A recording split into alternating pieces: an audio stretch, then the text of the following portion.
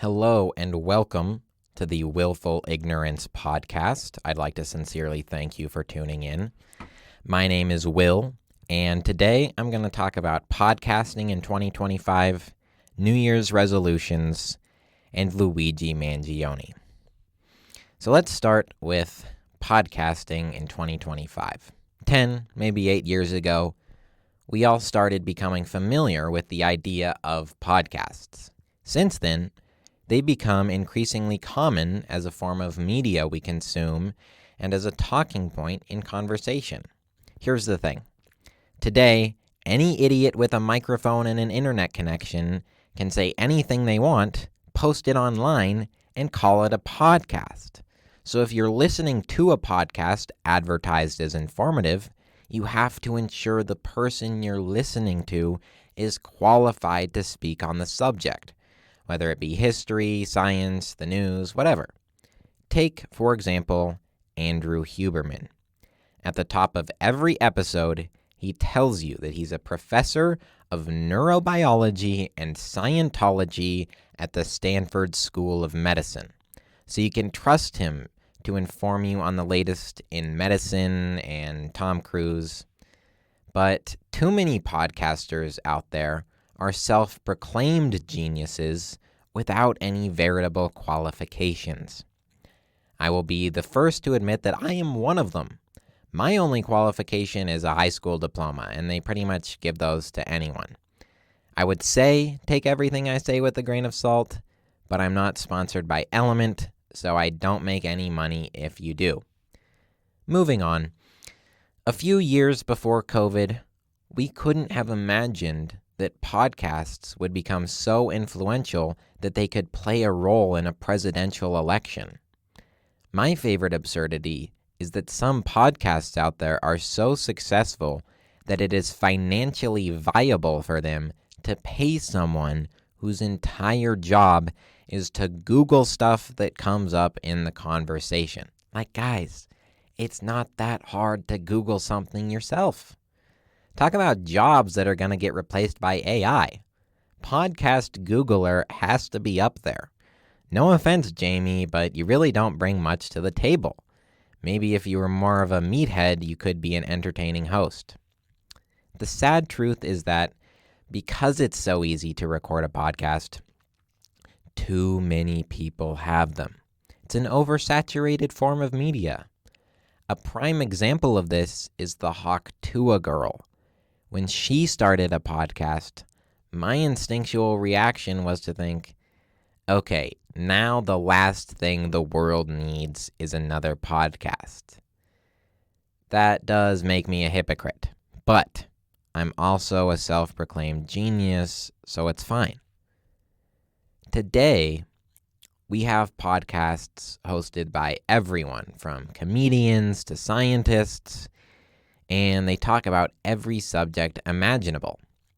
Whatever your bizarre niche it is that you have that always makes girls walk away abruptly when you start talking about it, there's a podcast for that. The sheer number and diversity of the platform is astounding. That being said, I'd like to take a minute to address, although roast might be a better word, people who listen to certain types of podcast. So, if you listen to true crime podcasts, first, wipe off your eyeliner and return your gun to the store you bought it from ASAP. It's not safe in your hands. Second, find a movie series you enjoy besides Twilight. You talk about it way too much. It's time for some reality checks. Okay, you didn't actually get over your high school goth phase if you still listen to these. Okay, being a mortician, not a cool job. Also, Dateline, not a cool show. And lastly, Jeffrey Dahmer is not in any way admirable. Okay, next. If you listen to sports podcasts, no, you wouldn't have played in college even if you didn't suffer that injury your senior year of high school. Also, and this is very important, LeBron is not the GOAT. You're tired of the Chiefs winning, but we're all tired of you complaining every time they get a favorable call from the refs. If you listen to companion podcasts, how did the idea of a podcast about a podcast not strike you as silly? I hate to say it, but depending on the subject of the podcast, it might be a more productive use of your time to scroll through TikTok. Otherwise, if you're not that interested in sharing your data with Xi Jinping, I would suggest that you go outside, maybe take a walk, read a book, or at the very least, just call someone you're related to. If you listen to the Andrew Huberman podcast, the least healthy thing about you is your obsession with dopamine. Cold plunges can't be your entire personality. And take off your blue light glasses. I know you think glasses make people look smarter, but you look much dumber when you're wearing them. I'm sorry. All right, now let's talk about New Year's resolutions. There's nothing inherently wrong with them, but what is wrong is when you wait until the new year starts to make a change you need to make. This isn't great timing on my part since we're almost a whole month into the new year. But when you listen to this episode again in 6 months, think back to the resolution you made. To quote CBS News, what percentage of New Year's resolutions ultimately fail? Well, nearly half of Americans make New Year's resolutions. Only about 25% of people actually stay committed to their resolutions after just 30 days. Okay, think about that. We're 25 days in, and almost, which is pretty close to 30. So, almost approaching 75% of people who made a resolution have already given up.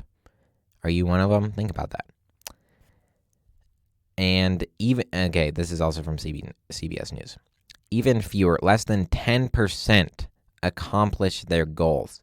I think it's time we overhaul this whole New Year's resolution thing. What we need is like a mid-year or a late-year resolution. People think, oh, I have the whole year to do it. By the time 2026 comes along, they didn't lose 10 pounds. They put on 10 pounds, So we need to increase the urgency of these things, I think, for them to be more effective. Now, did I make a New Year's resolution? You're probably wondering that. Yes, I did. To follow the progress of Enron as they make a return. You guys heard about this? Enron is back. And they have the opportunity right now to pull a Maverick from Top Gun. You know that scene when he's talking to Charlie and he's like, to tell you the truth, we've only done it twice. And she's like, how'd you do? And he's like, crashed and burned on the first one. And then Charlie's like, and the second one? And he's like, I don't know, but it's looking good so far. See, they need to include that the next time they do a public speaking presentation or whatever those are called. All right, let's end with the topic that was on everyone's mind a month ago, and now the news has been so polluted with much more pressing matters, they've completely forgotten how much they cared about this issue. Luigi Mangione. Remember how passionate you were about this a month ago? Yeah, you probably haven't thought about Luigi in weeks. And I feel comfortable talking about him because I know the true crime podcast listeners didn't stick around after the roast. I've seen some good stuff on the internet talking about Luigi. The first was an article in the Times titled, "Don't Replace the Culture War with the Class War." This is a great example of a rich person trying to convince not rich people to keep fighting each other instead of turning on the rich. Bravo, my hat goes off to you.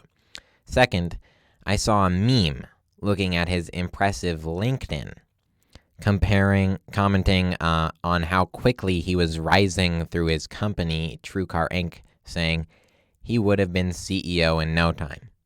That was pretty funny.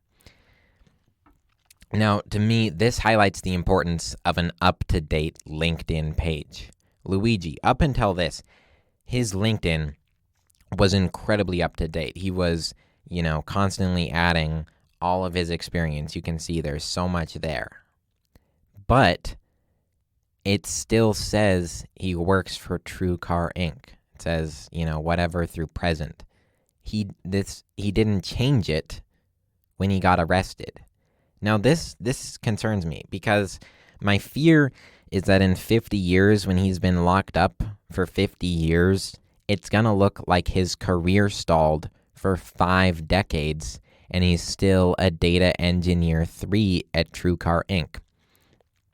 I really wish this was higher on his and his lawyer's priority list, because his LinkedIn needs to be updated. Because, guys, I don't think he's been showing up to work at True Car Inc. ever since this whole thing went down. Maybe the government, once he's in jail, could change his LinkedIn. This really needs to be fixed. Now, if you work at True Car Inc., assuming you aren't already a data engineer 3 or higher, there's an opportunity for upward mobility, okay? Take advantage of it. Update your LinkedIn, update your resume, and apply for that new job, because it was unexpected, but an opening did pop up. So, yeah, that's it. That's it for episode 1. Thank you for listening, and until next time, stay ignorant.